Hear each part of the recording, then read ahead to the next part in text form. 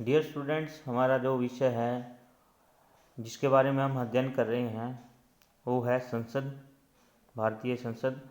हमने भारतीय संसद की भूमिका डिस्कस की थी। भूमिका के बाद आप लोगों ने एक हेडिंग बनानी है जिसको संसद का अर्थ नाम देना है। भाई, संसद का अर्थ क्या होता है? संसद का अर्थ होता है एक विचारशील संस्था, एक विवाद करने वाली संस्था, जहां पर बैठकर नागरिकों के हितों में अंतर्राष्ट्रीय संधि और समझौतों के बारे में बातचीत की जाती है, विचार विमर्श किया जाता है, वाद विवाद किया जाता है। उसको संसद का नाम दिया जाता है साधारण भाषा में। तो हम करेंगे संसद से संबंधित कुछ महत्वपूर्ण जानकारी।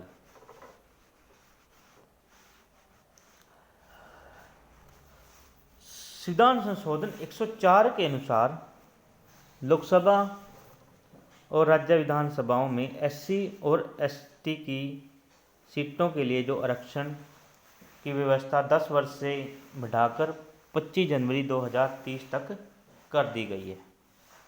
इसके साथ ही एंग्लो इंडियन की जो सीटें हैं उसको समाप्त कर दिया गया है। पहले लोकसभा में एंग्लो इंडियन समुदाय के मनोनीत सदस्य संख्या 2 थी, परंतु वर्तमान समय में लोकसभा में मनोनीत सदस्यों की संख्या 0 है। जो हमने लोकसभा के अंदर जो ये बना रखा है, पहले जो डायग्राम आपके पास भेजा गया था उसमें भी जो मनोनीत सदस्य संख्या है वो 0 थी। तो ये 0 क्यों की गई है? कारण ये है 104वां जो संविधान संशोधन है उसके अंदर जो सदस्य संख्या है वर्तमान समय में वो 0 है। इस कारण उसको 0 दिखाया गया है। उसके बाद हम कुछ संसद से संबंधित महत्वपूर्ण जानकारी कुछ और हैं। अक्टूबर 2020 में एक नई संसद का जो निर्माण है उसके संबंध में एक प्रस्ताव पास किया गया। वह एक नई संसद की रिक्वायरमेंट है, ज़रूरत है, और भविष्य में इसकी ज़रूरत पड़ेगी। तो जो नई संसद है उसका जो आकार होगा वो त्रिभुज टाइप की होगी, और त्रिभुज टाइप के अंदर है लोकसभा, राज्यसभा और सेंट्रल लॉज। ये 3 टाइप होंगे। जो लोकसभा है और राज्यसभा है और जो तीसरा है सेंट्रल लॉज। जो लोकसभा है उसका जो प्रतीक चिन्ह है, सिंबल होगा मोर, और जो राज्यसभा है उसका जो सिंबल होगा, प्रतीक चिन्ह है जिसको हम चिन्ह के रूप में अंकित करते हैं, होगा कमल का फूल। तो सेंट्रल लॉज है जो तीसरा टाइप है, सेंट्रल लॉज, उसका जो सिंबल होगा वो नेशनल ट्री। और उसके बाद लोकसभा के अंदर कैपेसिटी कितनी होगी सदस्यों के बैठने के लिए? कैपेसिटी होगी लोकसभा के अंदर 888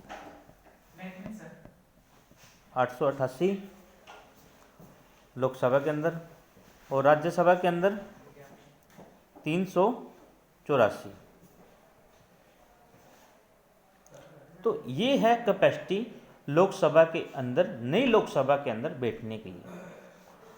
नेक्स्ट, इसके अंदर कुछ और महत्वपूर्ण बात है, वो ये है भाई, इस जो संसद जो भवन है इसको जो बनाने का जो कार्य है किसको दिया गया? किसको इसका टेंडर है जो दिया गया है? इसको बनाने का जो टेंडर है वो टाटा ग्रुप को दिया गया है। तो ये थी संसद से संबंधित कुछ महत्वपूर्ण जानकारी। उसके बाद डिस्कस करेंगे चुनाव प्रणाली। जो लोकसभा की चुनाव प्रणाली है क्या है, और राज्यसभा की चुनाव प्रणाली क्या है? लोकसभा के अंदर जो चुनाव होगा उसकी चुनाव प्रणाली है प्रादेशिक प्रतिनिधित्व प्रणाली। इस प्रणाली का अर्थ क्या है, किसे कहते हैं? प्रादेशिक प्रतिनिधित्व प्रणाली के अनुसार विधानमंडल का प्रत्येक सदस्य एक भूभागीय क्षेत्र का प्रतिनिधित्व करता है, जिसे निर्वाचन क्षेत्र कहा जाता है। प्रत्येक निर्वाचन क्षेत्र से एक प्रतिनिधित्व निर्वाचित होता है। अतः ऐसे निर्वाचन क्षेत्र को एकल सदस्य निर्वाचन क्षेत्र कहते हैं। इस पद्धति के तहत जिस प्रत्याशी को अधिक मत प्राप्त होते हैं उसे विजय घोषित किया जाता है। तो कहने का जो अर्थ है वो ये है भाई, जैसे किसी को एमपी या एमएलए बनना है तो उसके लिए है एक निर्वाचन क्षेत्र होगा। मान लीजिए एमएलए है, जैसे असंध हल्का है, पुंडरी हल्का है, कलायत है, तो इस क्षेत्र से एक प्रतिनिधित्व का चुनाव होगा, यानी कि इसको एक निर्वाचन क्षेत्र कहेंगे। जैसे पुंडरी है संध को, इसको निर्वाचन क्षेत्र कहेंगे। और ऐसे निर्वाचन क्षेत्र को एकल सदस्य निर्वाचन क्षेत्र कहा जाता है। यानी जिस कैंडिडेट को अधिक मत प्राप्त होंगे उसे विजय घोषित किया जाएगा, यानी जनता द्वारा उसका चुनाव है जो किया जाएगा। ये है प्रादेशिक प्रतिनिधित्व प्रणाली।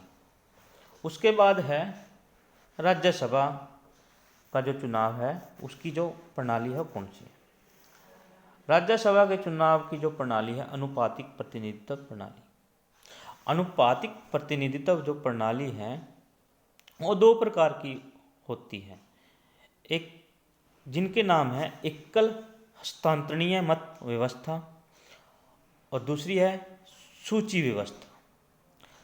भारत में राज्यसभा, राज्य विधान परिषदों, राष्ट्रपति एवं उपराष्ट्रपति के निर्वाचन के लिए पहले प्रकार की व्यवस्था को अपनाया गया है। यानी कि हमारे देश में जो अनुपातिक प्रतिनिधित्व जो प्रणाली है उसका जो पहला प्रकार है एकल हस्तांतरणीय मत व्यवस्था। इसके तहत है जो राज्यसभा, राज्य विधान परिषद, राष्ट्रपति एवं उपराष्ट्रपति के निर्वाचन के लिए इस प्रकार की व्यवस्था को अपनाया जाता है। इसके अंदर प्रत्यक्ष विधि और इसके अंदर अप्रत्यक्ष विधि के द्वारा इनकी वोटिंग की जाती है। तो ये थे इसकी चुनाव प्रणाली के तरीके, यानी चुनाव प्रणाली से संबंधित कुछ महत्वपूर्ण बात। उसके बाद कुछ और हम अध्ययन करें जो लोकसभा में जो एससी के लिए है जो सीट हैं वो 84 और एसटी के लिए जो लोकसभा में सीट हैं वो 47 सीटें हैं जो निर्धारित की गई हैं। इनका चुनाव भी प्रादेशिक प्रतिनिधित्व प्रणाली के द्वारा किया जाता है। उसके बाद लोकसभा एक अस्थायी सदन है जिसको भंग किया जा सकता है और राज्यसभा एक स्थायी सदन है जिसको कभी भंग नहीं किया जा सकता। तो ये थी लोकसभा के संबंधित कुछ महत्वपूर्ण फैक्ट यानी तथ्य यानी जानकारी। उसके बाद हम करेंगे नेक्स्ट लोकसभा की शक्तियाँ। धन्यवाद।